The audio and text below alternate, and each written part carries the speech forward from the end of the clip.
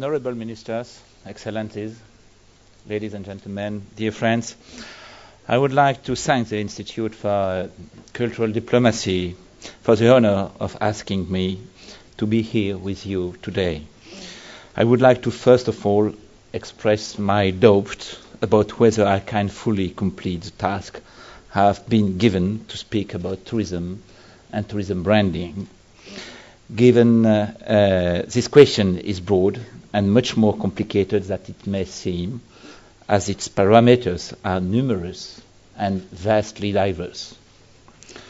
First of all, what are we talking about? About tourism, of course, that is about a human activity in which people leave their normal residences by hundreds of millions each year for a minimum of 1 day and a maximum on 1 year without practicing a professional activity in the destination. One of the major characteristics of this phenomenon of human behavior is that has grown quite impressively over the last 5 decades with profound changes in the recent years.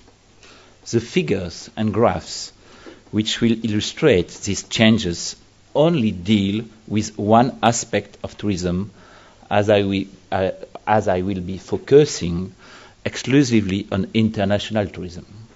To have a good idea of the magnitude of this phenomenon, we must remember that domestic tourism represents between 73% in terms of overnight stays and 83% in terms of arrivals of the total of the global tourism industry. Thus, the following graphs and figures represent between 27 and 17 of global tourism. What are the major trends? First trend, tourism is constantly growing. The sector has increased from under 50 million international arrivals in 1950 to 530 million in 1995, 930 million in 2010, and our predictions indicate that this figure will be 1.6 billion in 2020. Second trend, for the past 50 years, each crisis has affected figures for 1 or 2 years, but has not affected overall trends. We already see that the 2009 crisis was the most severe that the tourism sector has seen yet. 2010 figures have already recovered from the crisis and should catch up with the overall trend within 1, 2, or 3 years. In blue, you can see the predictions for 2020 as we calculated them in 2000, and in red, the actual data. The table displays 2010 results as well as our prediction for 2011. We see clearly to what extent trends continue to accentuate the differences in rhythm and growth. This has clear consequences in terms of revenues and employment. What is at stake is the distribution of $852 billion through the global tourism sector.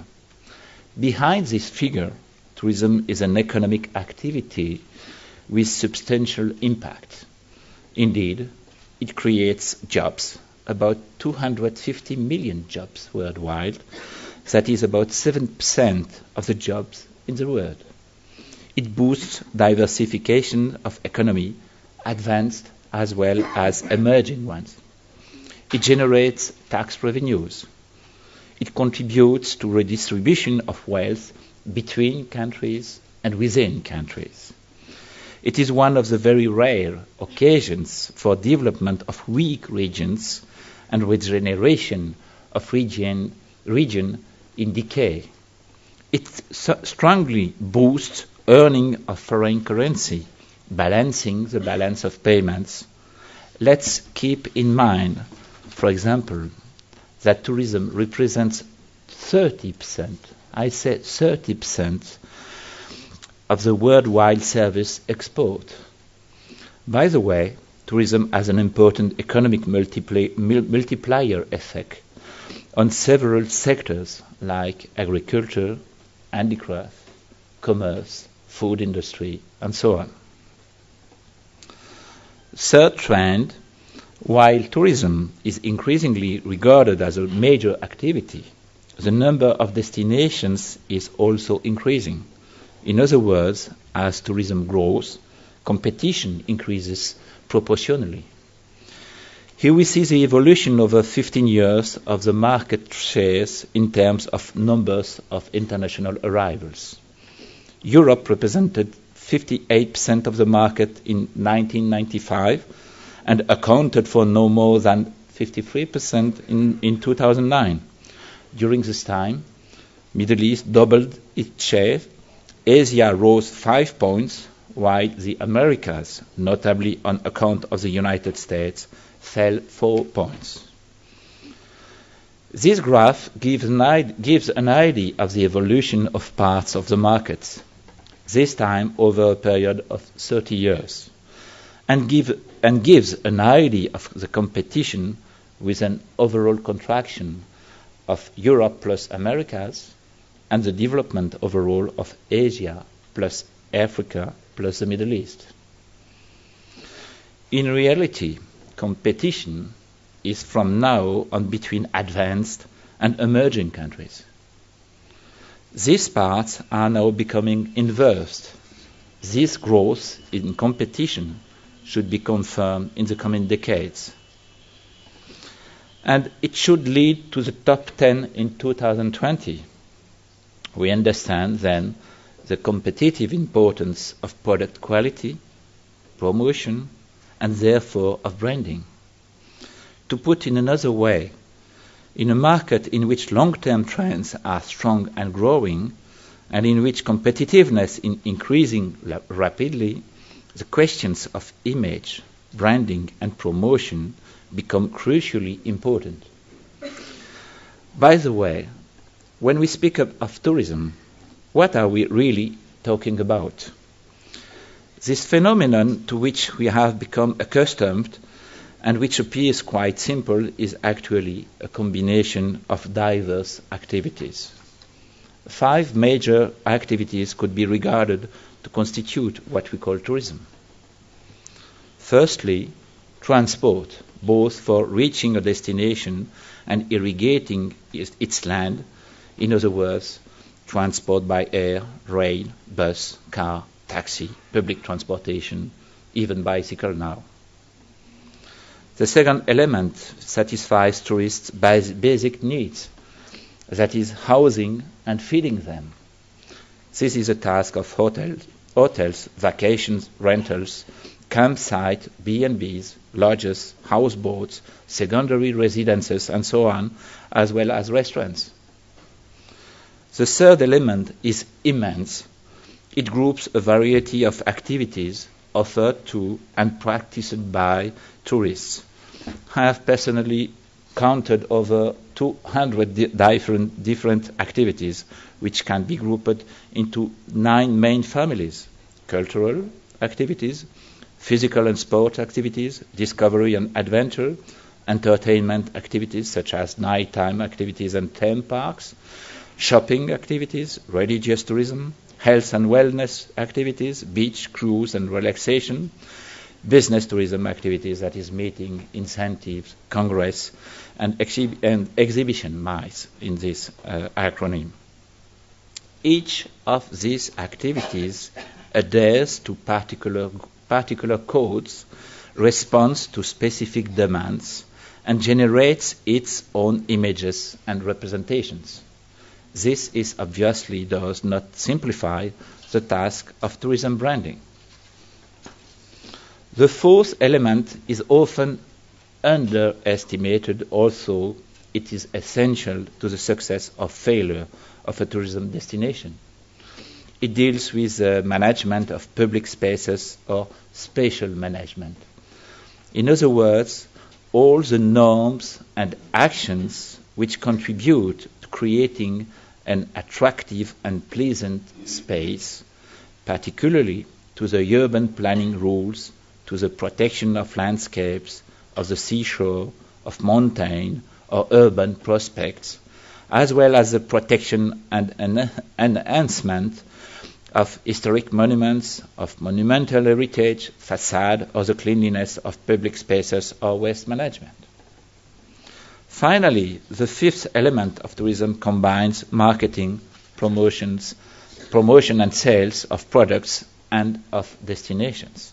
That is the work of tour operators, travel agencies, national or local tourism offices. The aggregation of these five elements constitutes a tourism destination. And each of these elements is made up of different components.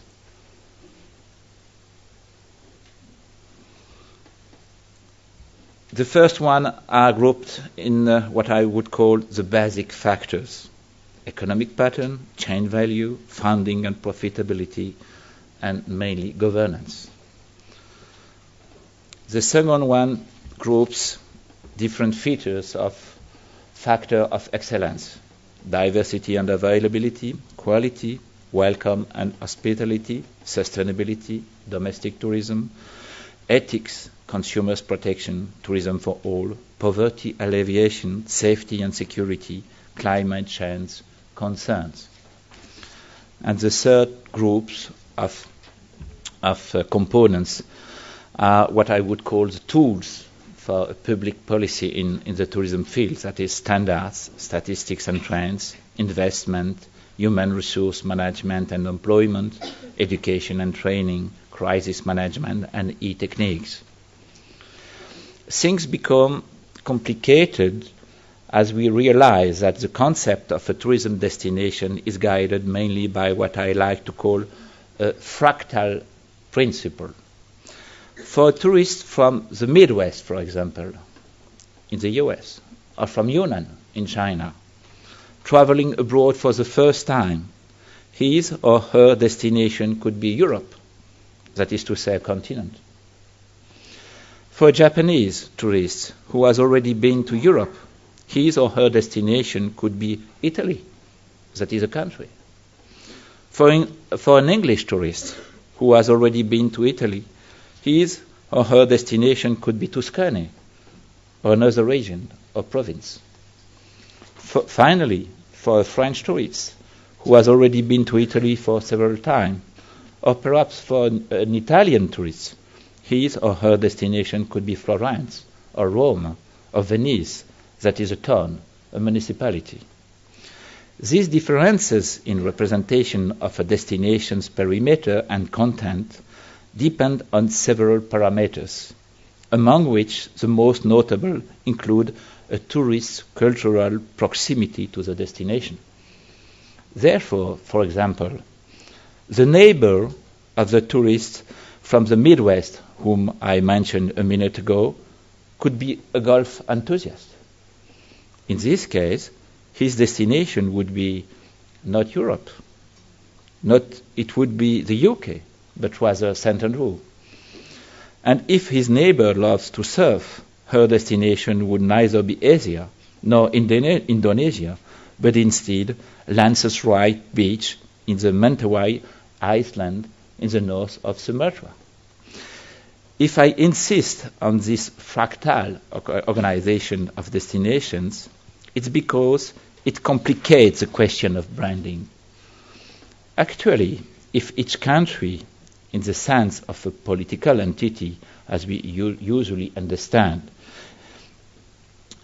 its character, images and representation, globalization and the increase of international displacement as well as the positive growth, they have the effect of superimposing subnational images, that is regional, provincial and local, to national images and characters. Here we measure the complexity of this idea. In this framework, a tourism brand is conceived and promoted. Simon Anholt I think that he was one of your speakers in a previous conference here in ICD, who has produced extensive work on the subject of nation branding and competitive identity, defines branding as, I quote, the act of reducing something chaotic, complex, and contradictory to something simple, memorable, and potent. I must say that I fully agree with this definition, and Holt also underlines that tourism branding, in addition to tourism promotion, is just one of 6 main images and impressions perpetuated by a country. The 5 others being, first, images driven by the exports of products and services of a country, their quality as well as their defects. Second, government's political decisions, which have a strong impact on a country's image. Third, the perceived image of a country by business audience through promotion of investments or policies for attracting researchers or workers. Fourth, cultural exports and sports, which plays an increasing role worldwide now. Fifth, the people themselves, that is, travelers and tourists, who by behavior or speech perpetuate their country's image. Nevertheless, I think that the image driven by a tourism brand has a particularity of, contrary to the 5 other channels of dissemination, the immediate objective either to sell its tourism products or much more often to contribute to establishing what I would call a climate or an atmosphere, and I have to insist on these 2 words, which will facilitate the act of purchasing a tourism product. And this product is of no small importance, as it concerns with the buyers themselves, what they experience personally, where they decide to go when departing from their everyday life, how they seek out a feeling of security and well-being. This is therefore what I would call a strong product, because it implies the tourists themselves. We understand on this point how much the brand must be both convincing and trustworthy. I will add, noting the work of Mr. Kapferer, that a tourism brand follows 6 characteristics in defining identity. First, a destination physically, an island, a city, a mountain, a seashore. Second, its personality, which can be strong. New York, Andalusia, Bali, Rio de Janeiro have a very strong personalities. Third, the cultural universe, that is the system of values which legitimize products from the brand. McDonald's for the US, Singapore Airlines for Singapore, Volvo for Sweden, Le Louvre for Paris. Fourth, its reflection, that is a type of person with whom we associate the brand. Partygoers in Ibiza, even if Ibiza welcomes families.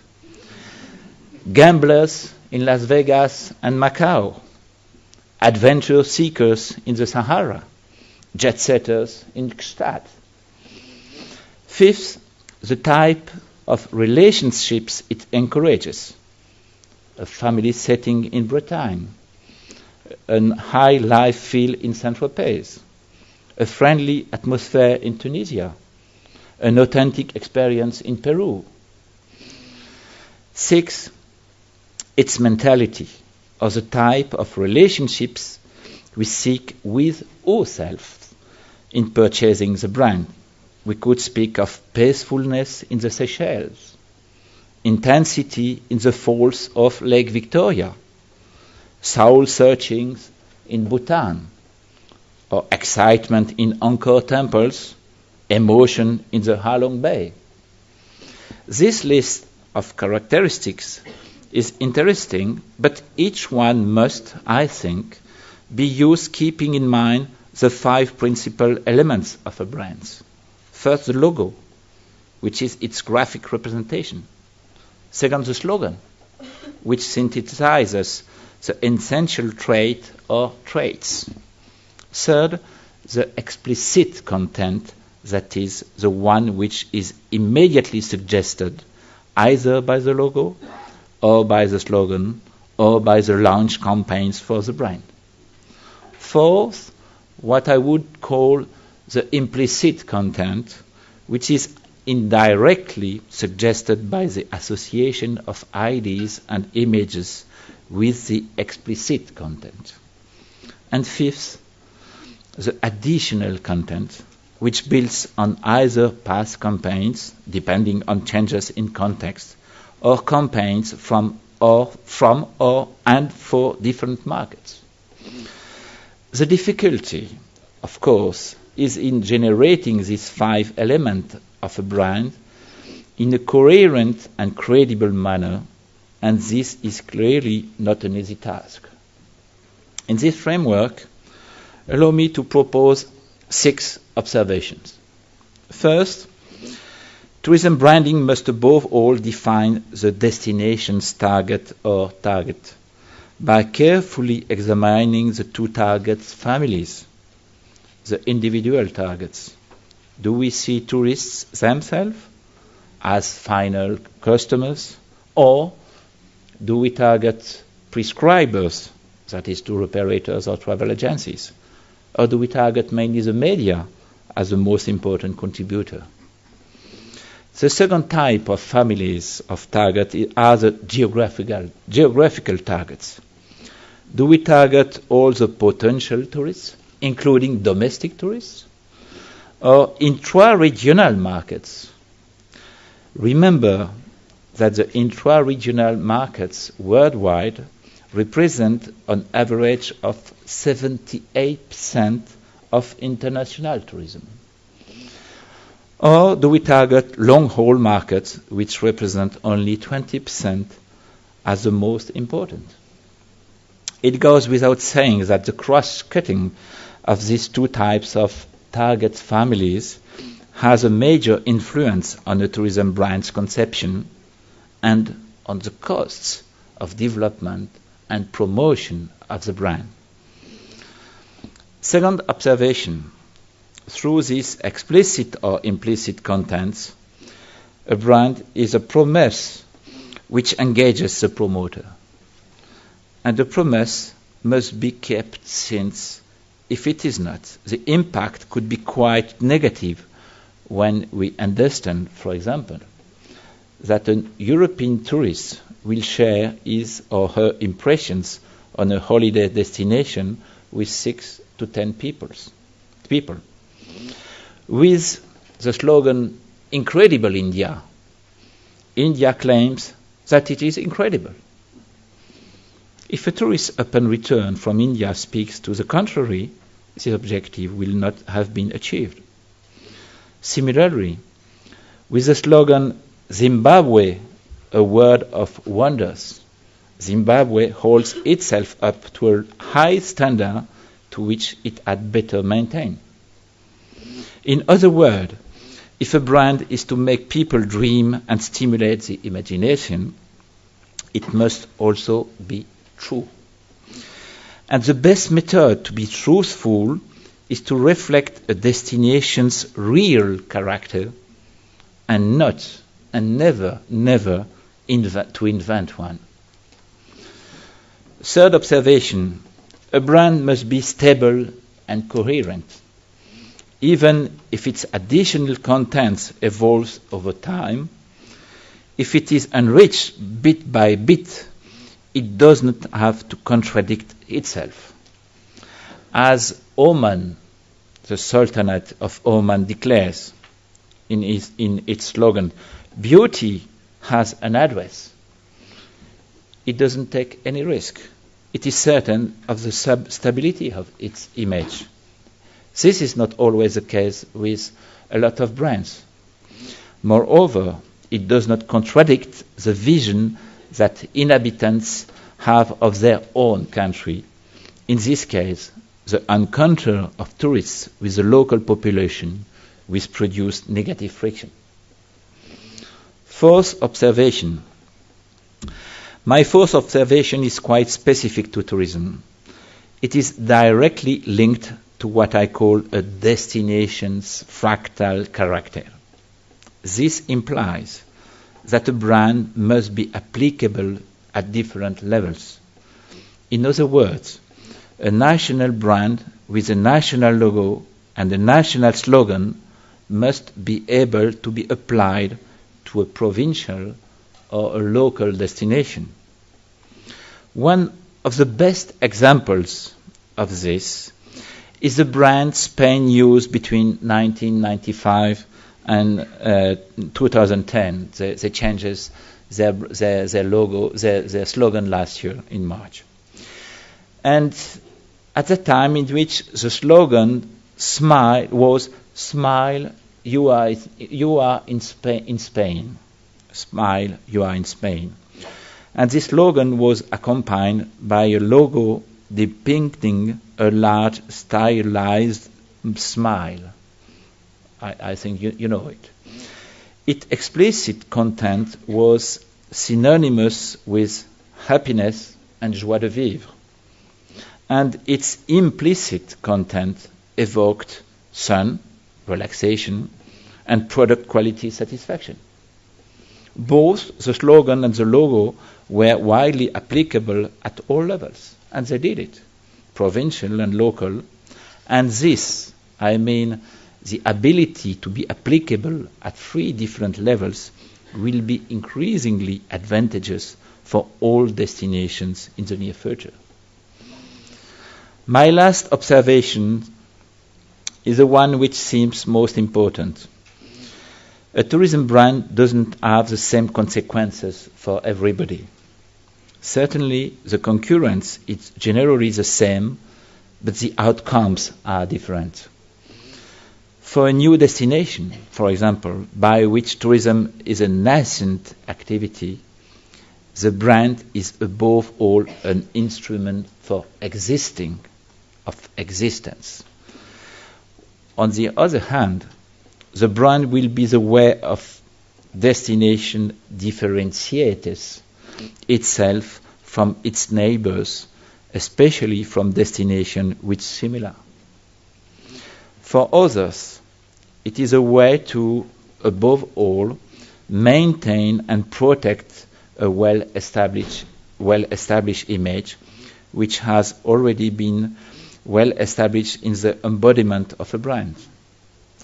The differences in what is at stake must above all be appreciated as they are contingent upon both the state of the market of the concerned destination and the costs of brand development and above all costs of brand promotion.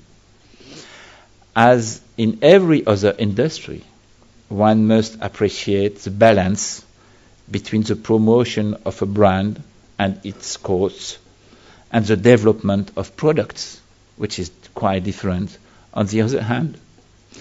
If we examine the global situation, some simple facts become clear.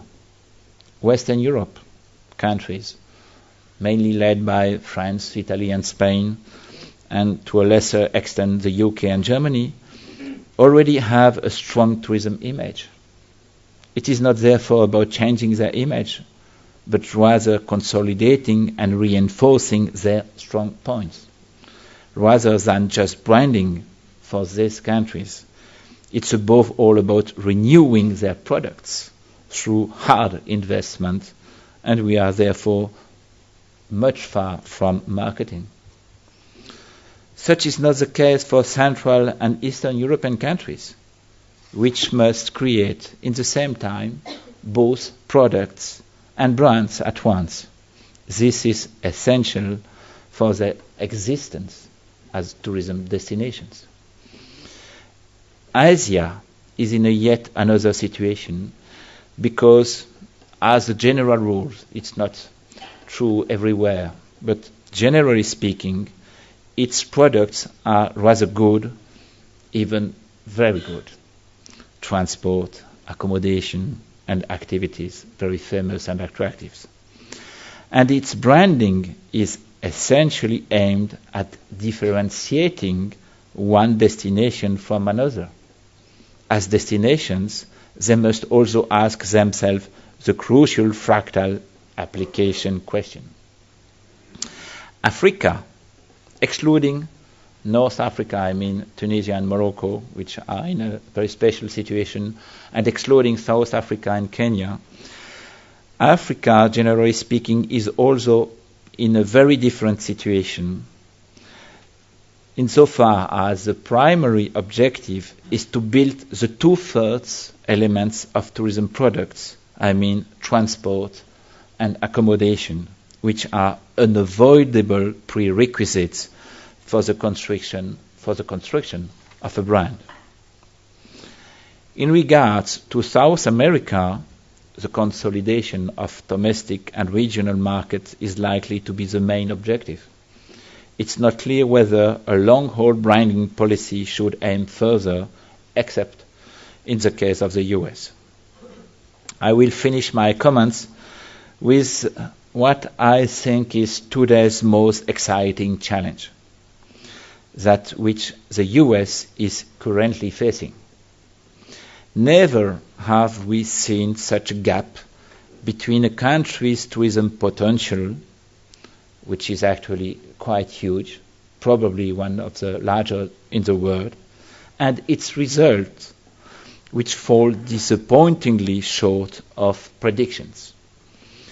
The impact of September 11 on international tourist arrival actually was never in fact compensated, which amounts to a loss of tens of billions of dollars, which the US has let slip away over the past 10 years.